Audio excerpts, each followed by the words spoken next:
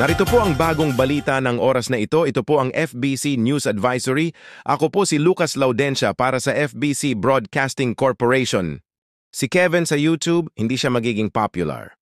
Sa FBC, ng subscriber stock niya ay 295, pero kay WBC ang bagsak. Ang lungkot na ang mga WBC at FBC fans dito. Ang sinabi niya, make WBC more subs than FBC. Si FBC naman ay medyo lungkot. Paano na magiging popular si Kevin? Check sa aking comment. And me and WBC love you more. Wish ko si WBC ay 100,000 subs kaysa sa akin. Patuloy mabibigay ng mga balita ng oras na ito. At punta sa Facebook, Instagram at TikTok para sa mga FBC balita. Paalam!